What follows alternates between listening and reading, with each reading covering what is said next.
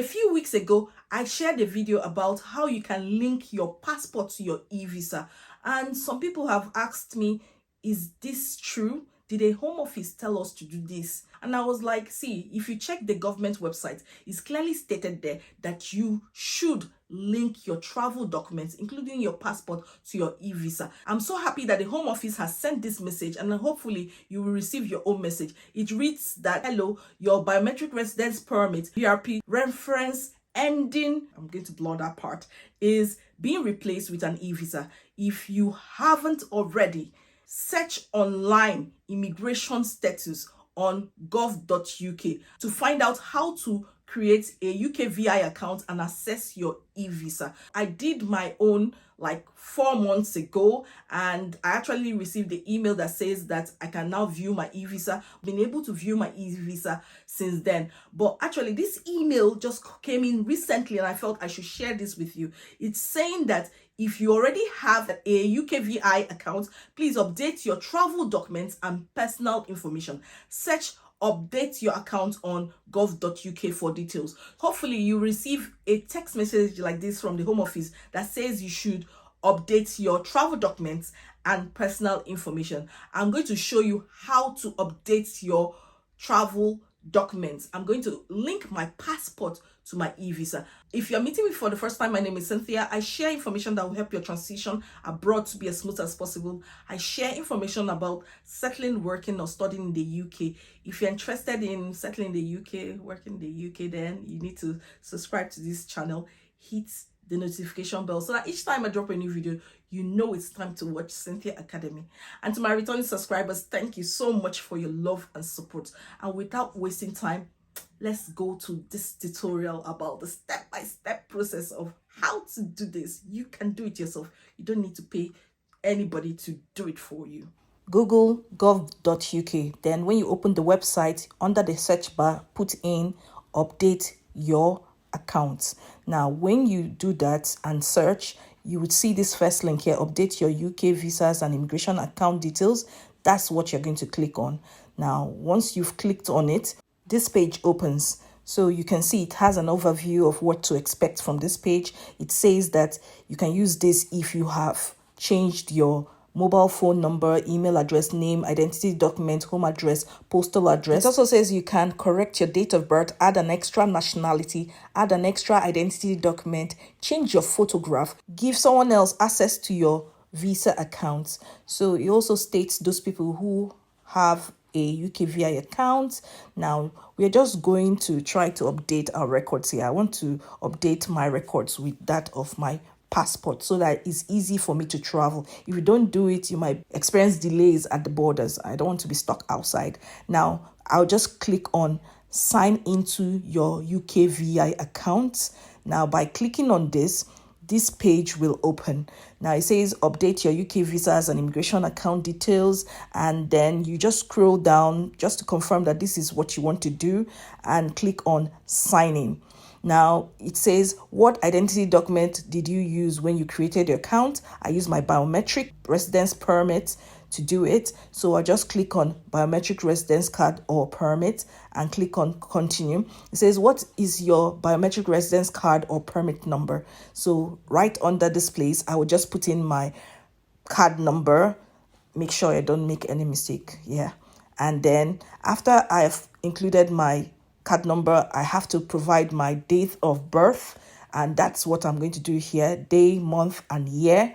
And then after doing that, how do you want to receive a security code? I want to use my text message. I just put this text message. Here we provide the security code. It's a 6-digit security code. When you provide that code, you click on continue to the next page. On this next page, you will see your eVisa with your personal details that can be changed. You can see change by the side of every personal detail. You can change your name, date of birth. You can also change your photograph, and then it also has my BRP details because that's what I use to create my UKVI account and all that. It says this identity document is linked to your immigration status. If you travel to the UK, you must make sure that it is up to date, that's in date, and can be used to enter the UK. So it's my responsibility to add a new identity document, which I want to do right now. before I traveled. So it says, have your personal details changed on your new identity document? For me, no, it has not changed. My name, nationality, and date of birth remains the same. So I just click on no and continue to the next page. It says add an identity document. Before you continue, follow these steps to add an identity document to your account. First, you upload a photo or scan of your new identity document, which I did on my phone. And it says this process will be faster if the photo clearly shows the machine readable zone. You know, the machine readable zone on your passport. Check that the photo or scan meets the requirements. Now it says if the photo does not meet the requirement, they will tell you how to fix it before you try again. Check the details are correct. If you cannot read the document details from the photo or scan, you'll be asked to enter them manually. Then submit your request. Note that you will get an email when your identity document has been added to your account or if there is any problem with your request. So it's just a simple thing. This also comes with a warning that if you allow your system to stay idle for 20 minutes, it will just log you out of the service. So prepare yourself for that. Now I clicked on continue. Now on this page, it says, what type of identity documents are you adding? I want to add my passport. Then click on continue to the next page. Now on this next page, it says, upload or take a photo of your passport. I know people have been struggling here. Make sure all four corners of your personal detail page shows. Your personal details should show. A photo of you should be clear, and the machine readable zone. This machine readable zone is 2 or 3 lines of letters, symbols, and numbers at the bottom of your personal details page on your passport. So you will see it. Make sure that place is very clear because the machine has to be able to read all those letters, symbols, and everything. Now, another thing is the criteria for your photograph. The photo or scan must be clear and in focus. You can see this other picture is blurry. Make sure it's not blurry. Keep your hand steady when you're taking that picture. And also, you can use an external light source.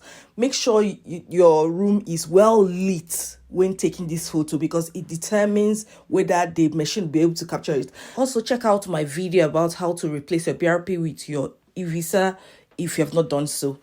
Okay, now we just click on continue to the next page. It's written, upload or take a photo of your passport. Now, I always tell you when you're taking this photograph, just make sure you do not crop it. Make sure it's in color. Make sure it's JPEG or JPG.